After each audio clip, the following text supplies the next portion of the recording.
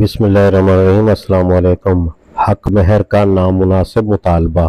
سوال: میں یہ جاننا چاہتا ہوں کہ نکاح سے قبل اگر حق مہر کا تعین نہ کیا جائے اور نکاح کے وقت عین آخری لمحے پر دلہن کے گھر والے ایک نامناسب مطالبہ کر دیں اور دلہا کے لیے قبول کرنے یا رد کرنے کے علاوہ کوئی چارہ نہ ہو، جبکہ بھاری حق مہر کی ادائیگی اس کی استطاعت سے باہر ہو، تو وہ کیا کرے؟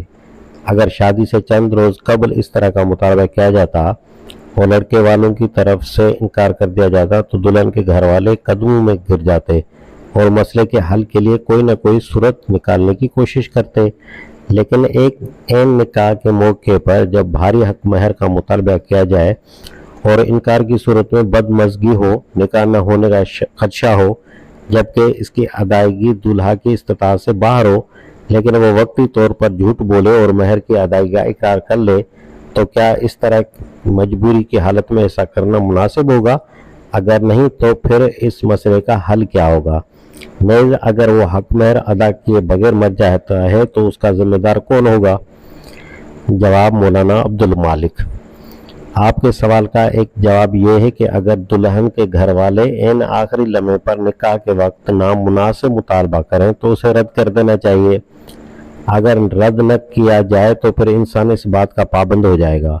محض یہ کہ عین نکاح کے وقت مطالبہ کیا گیا ایسی چیز نہیں ہے کہ اسے مجبوری قرار دیا جائے۔ اسلام میں مجبوری اور زبردستی یہ ہے کہ چھری، چاقو یا گولی سے ڈرا کر بات منوائی جائے۔ ظاہر ہے کہ ایسا تو نہیں ہوا۔ ایسی صورت میں جو مہر طے ہوا ہو وہ دینا پڑے گا۔ بعد میں بیوی سے پورا مہر یا اس کا کچھ حصہ معاف کرا لیا جائے، اسے کہہ دیا جائے کہ موقع پر تو میں نے اپنا مہر قبول کر لیا تھا تاکہ تقریب نکاح میں بدمزگی پیدا نہ ہو، لیکن اس قدر مہر دینا میری استطاعت سے باہر ہے، اس لیے آپ پورا مہر یا مہر کا کچھ حصہ معاف کر دیں۔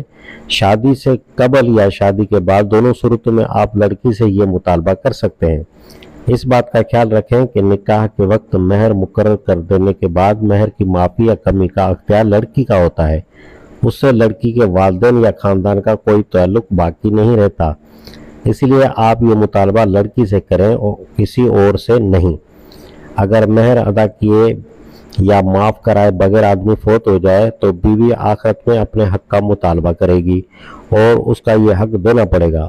آخرت میں ادائیگی بہت مشکل اور انتہائی کٹھن ہے، اس لیے ضروری ہے کہ مہر کا جو مقرر کیا گیا ہو ادا کیا جائے یا پھر اسے اپنی زندگی میں بیوی سے معاف کرا لیا جائے۔ واللہ علم الصواب۔